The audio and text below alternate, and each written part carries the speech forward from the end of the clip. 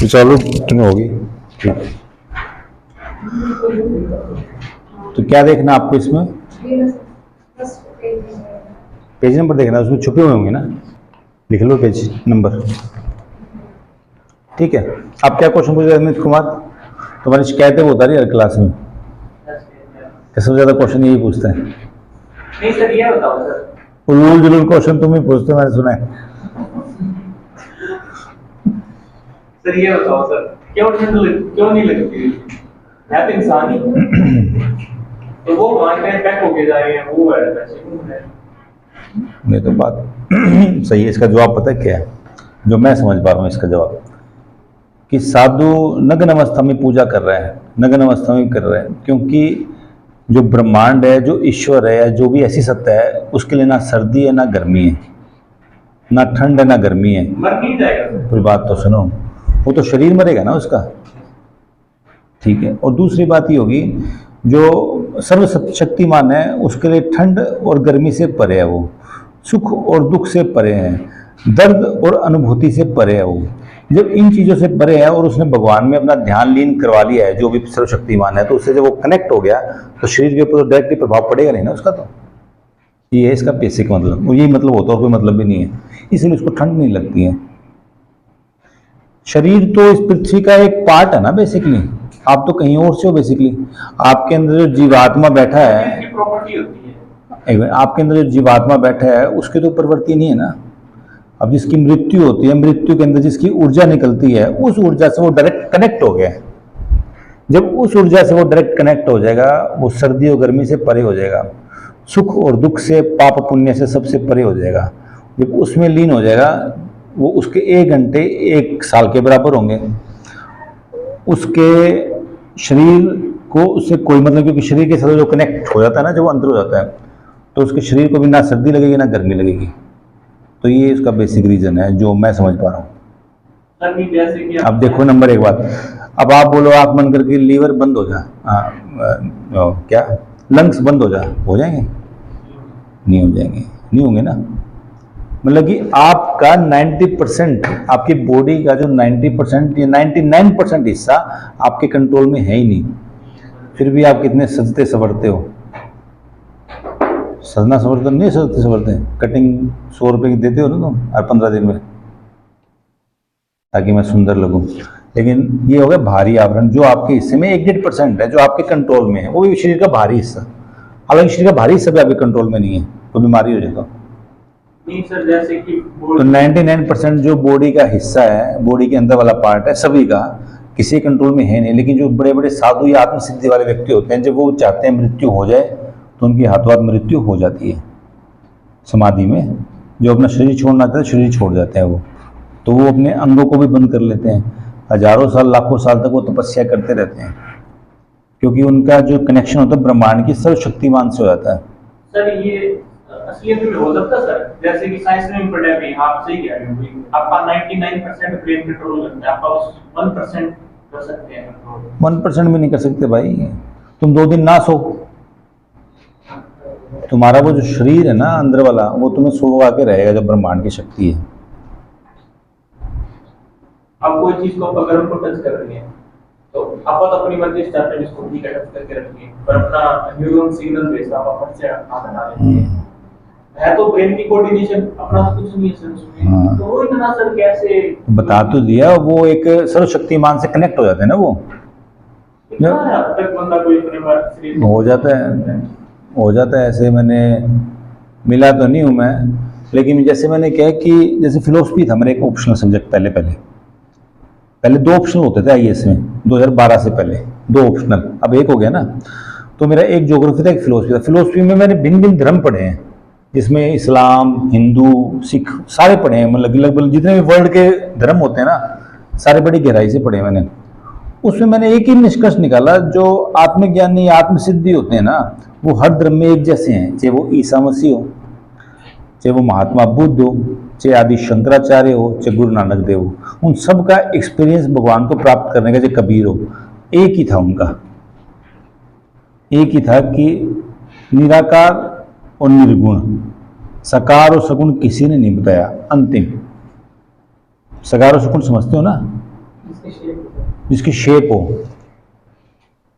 उसको बोलते हैं बेसिकली। ठीक है, चलो ये तो बातें होगी दूसरी। अब बातें करते हैं भौतिक जीवन की। भौतिक जीवन में आपको चरम स्थिति में पहुंच रहे हैं ताकि आपके समाज में सम्मान हो, बेसिकली ये तो जाते हैं आप, बाकी सर्विस तो और भी है। तो अब यहाँ पर देखते हैं। तो पहला क्वेश्चन है, पहला टॉपिक है, a global order age technology much needed pole star. इसका जो थीम है ना वो बता देता हूँ आपको मैं। इसका थीम ये है कि गवर्नमेंट का अपने सिटीजन पर, अपने नागरिकों पर कंट्रोल कम होता जा रहा है। जब कम क्यों होता जा रहा है? क्योंकि टेक्नोलॉजिकल एडवांसमेंट इतनी ज्यादा हो गई है कि कंट्रोल कम होता जा रहा है।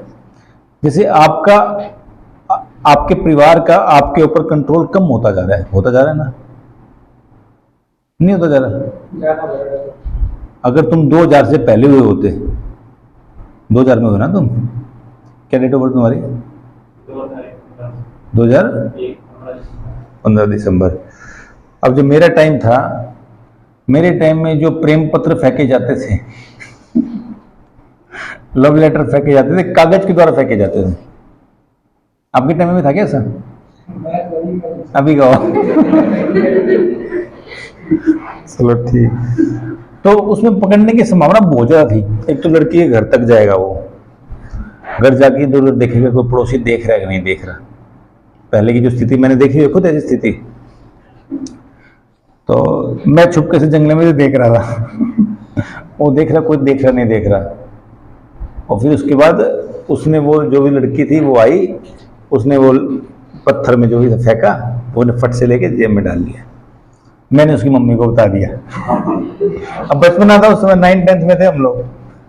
तो अब इसमें देखिए कि पहले कंट्रोल ज्यादा था ना, कि फिजिकली आना, फिजिकली जाना, पेरेंट्स का कंट्रोल रहता था। पड़ोसी भी देखते रहते थे कौन पड़ोस में आया, कौन नहीं आया, किसके घर कौन बना, क्या नहीं बना, सब चीज थी ना पहले फिजिकली।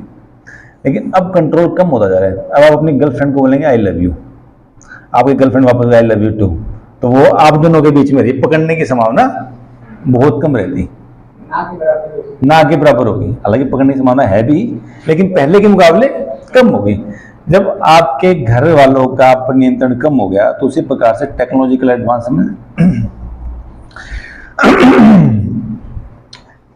एडवांसमेंट जितनी ज्यादा हुई, उतनी ज्यादा गवर्नमेंट का सिटीजन पर धीरे धीरे कंट्रोल खत्म होता जा रहा है। एक चैलेंजेस है बेसिकली देश की सुरक्षा के लिए। ठीक है, अब यहां पर मान लो कि आप किसी को आई लव यू लिखो, उसके पापू ने पकड़ लिया, तो फिर आपको पकड़ लेगा वो, दे दनादन। लेकिन यही आपने पाकिस्तान वाली लड़की को भेजा, उसके पापू ने पकड़ लिया, तो वो क्या कर लेगा? ठीक है, आपने उसके प्राइम मिनिस्टर को गाली दे दी, वो क्या कर लेगा? लेकिन आगे प्राइम मिनिस्टर को गाली दे के देखिए, देशद्रोह जगह आपको पकड़ने आ जाएंगे अगले दिन। तो ऐसी बात तो नहीं बोलूंगा वीडियो में, जिससे मतलब कि बाद में फिर कुछ सिस्टम सा हो जाए, आगे तो गड़बड़ हो जाएगा ना, पता लगा मुझे पकड़ के ले जाए। ठीक है, तो इस आर्टिकल का बेसिक मतलब ये है कि जैसे जैसे टेक्नोलॉजिकल एडवांसमेंट हुआ, वैसे वैसे गवर्नमेंट का कंट्रोल लोगों के ऊपर से छूटता जा रहा है। तो उसी के ऊपर है कि क्या है बेसिकली, क्यों हुआ, क्या चैलेंजेस है। ये आर्टिकल इस बेस पर, आगे समझिए। देखो क्या क्या लिखा हुआ है।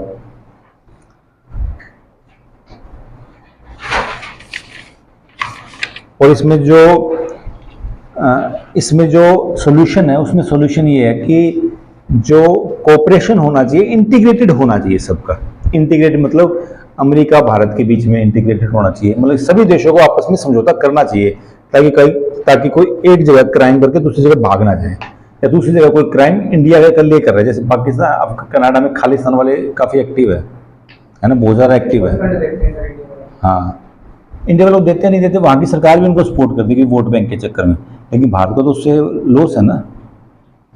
तो कहने मतलब इस आर्टिकल का बेसिक मतलब होगा सभी देश आपस में किस प्रकार से कंट्रीब्यूट करते हैं, उस कंट्रीब्यूशन करेगा तभी ये चैलेंजेस आ रहे हैं टेक्नोलॉजिकल एडवांसमेंट के, तभी इसमें सुधार होगा।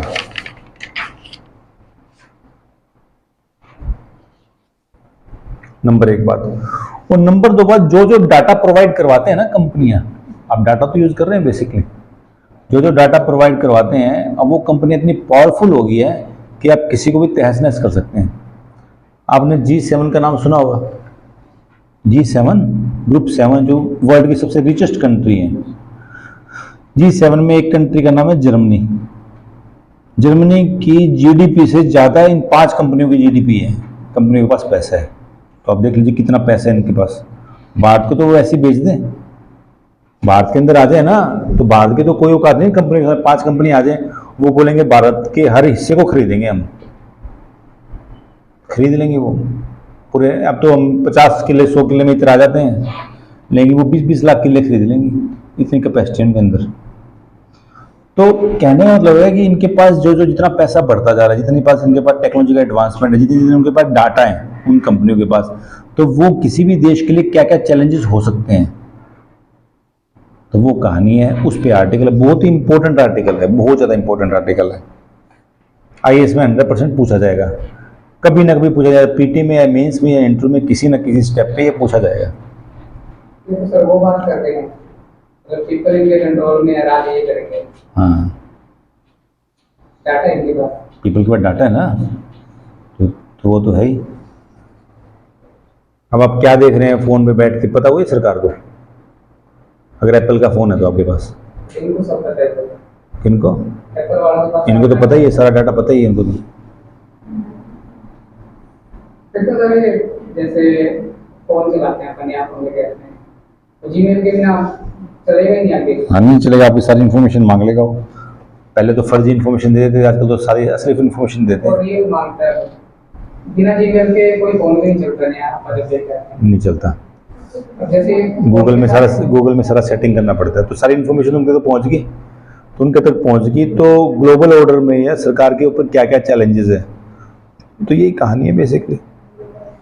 अब ये न्यूज़ अच्छे से पढ़ लेना। इसका क्वेश्चन क्या है, IAS टाइप का question, examine the implications of technology on the enforceability of law and regulation with in the geographical boundaries of nation state, provide example. ये बहुत ही मैंने डिटेल में लिखा है, इसको आपको समझ में आ जाएगा। इसमें कोई कंफ्यूजन हो जो मैंने लिखा है उसमें आप पूछ सकते हैं मुझसे। चाइना सर इसीलिए नहीं देता अपना डाटा, हाँ, इसलिए कोई नीति होगी, हम देते हैं ना।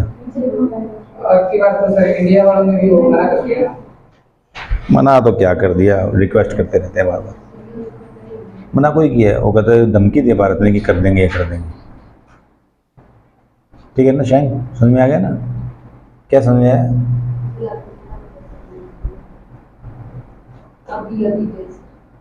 समझ में आ गया ना, यही बोला मैंने। उससे पहले कुछ नहीं बोला, जो आपने सुना था वही बोला था मैंने। अभी चेष्टा क्या समझ में आया तुम्हें? सर अभी ना कि टेक्नोलॉजी ना बहुत तेजी से बढ़ रही है, और तो ये इतना सारा डाटा के पास होता है, अब इसके ना बहुत सारे चैलेंजेस भी है। अपनी बेसिक क्या है इसका? इसका बेसिक ये है, गवर्नमेंट का रूल एंड रेगुलेशन अपने सिटीजन पर कम होते जा रहे हैं टेक्नोलॉजिकल के कारण। ये है बेसिक जो इसका। इसके लिए हमें क्या करना चाहिए, अरे समझो, ये मतलब इसका।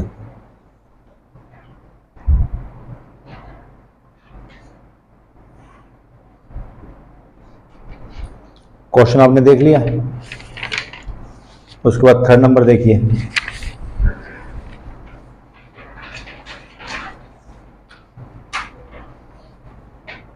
उसमें कोई कंफ्यूजन है ना कि पहले वाले में? ये बड़ा इंपॉर्टेंट आर्टिकल है, हिंदू में पढ़ा था क्या आप लोगों ने? आया नहीं? दिखाओ आया कैसे नहीं? ये कहता आया था, आप कहते नहीं आया। बताओ इनको, पड़ोसी से पूछो अपने।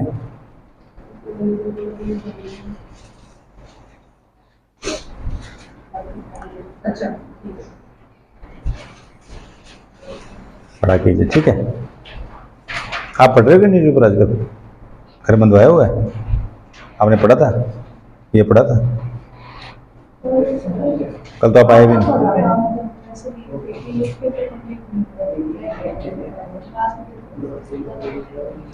और कोई भी चीज़ न्यूज़पेपर में समझ में ना आए ना, तो आप लाके पूछ सकते हैं मुझसे, ठीक है ना?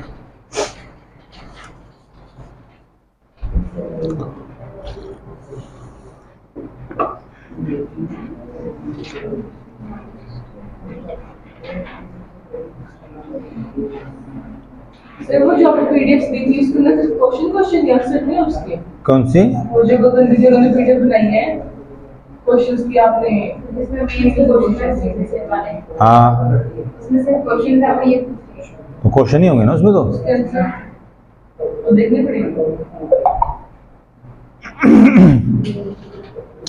पहली बात तो वो दी क्यों थी आपको? गगन ने तो हिंदी मीडियम में दी होगी आपको। नहीं सर तो इंग्लिश में क्वेश्चंस देख के लिखना है। तुमने लिखे हैं? हाँ तुमने लिखे हैं। तो पहली बात तो क्वेश्चन देने का मतलब ये था ना कि उसके आंसर देना, उसके आंसर तो आपको ढूंढने हैं। उससे पहले भी उसका पर्पस ये था कि अब आईएएस के एग्जाम में किस टाइप के क्वेश्चन पूछे जाते हैं, कैसे पूछे जाते हैं, क्यों पूछे जाते हैं, इस चीज़ को जानना, उस चीज़ को जानकर और अपने माइंड को यह तैयार करना कि मुझे अपने माइंड को इस लेवल का तैयार करना है कि मैं इस क्वेश्चन के आंसर अगर दूं या देने लग जाऊं तो मुझे क्या क्या फैक्ट, क्या क्या रिसोर्सेस चाहिए।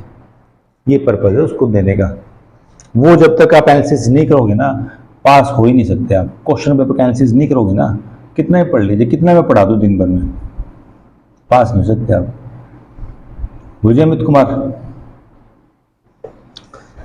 ठीक है, नेक्स्ट कौन सा क्वेश्चन है, नेक्स्ट कौन सा टॉपिक है? Seeing India energy transition through in its state. ये क्या मतलब है?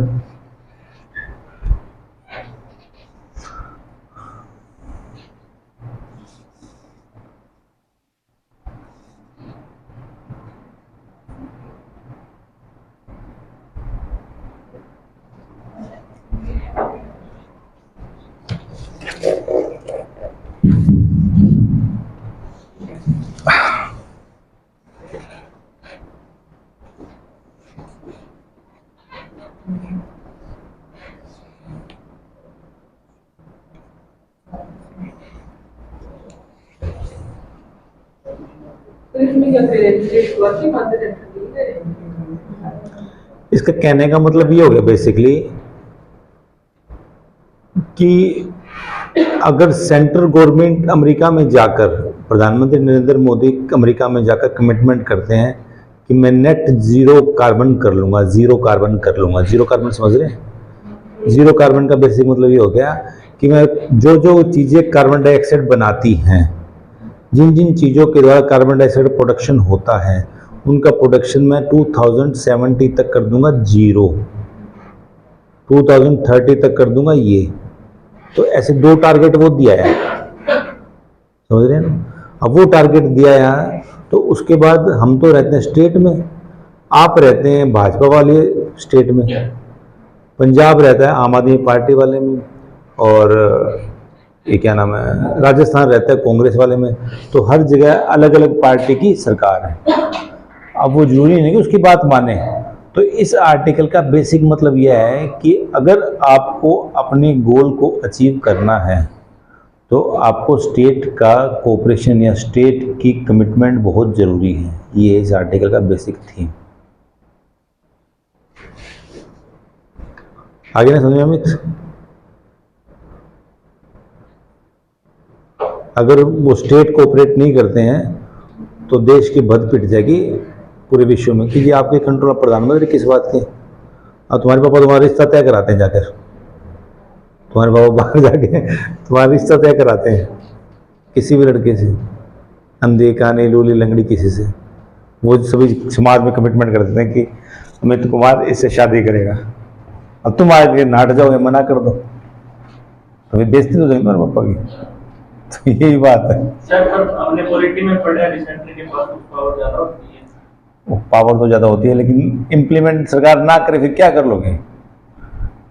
राष्ट्रपति शासन लगा दोगे तो राष्ट्रपति शासन हर चीज़ के लिए लगा दोगे।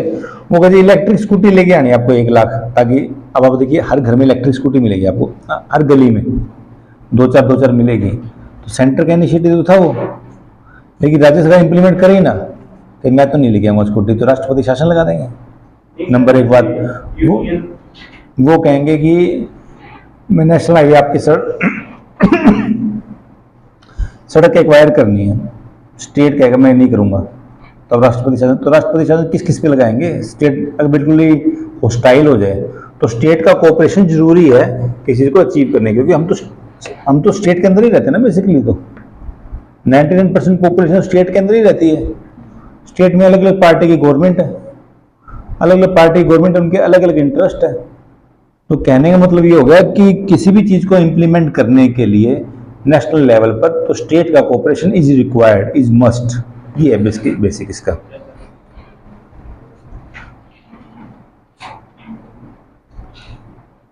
ठीक है, ये बड़ी इंपॉर्टेंट आर्टिकल है। इसको स्टेपलर कर लेना घर जाके सब। आपके पास होना स्टेपलर सबके पास? कर लेना। ठीक है, नेक्स्ट देखिए।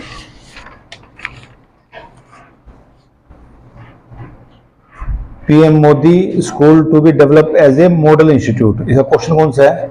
आईएएस का जो पहले वाले का था। Evaluate the role of state in driving action towards India global climate pledge.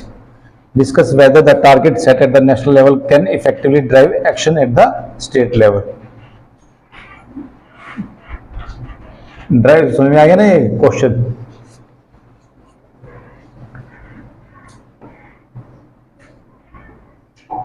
आ गया समझ में?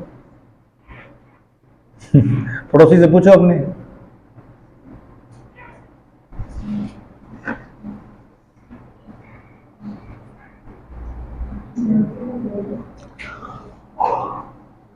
किसको समझ में आया क्वेश्चन? तुम्हें तो आ गया होगा ये। बताओ क्या क्वेश्चन है?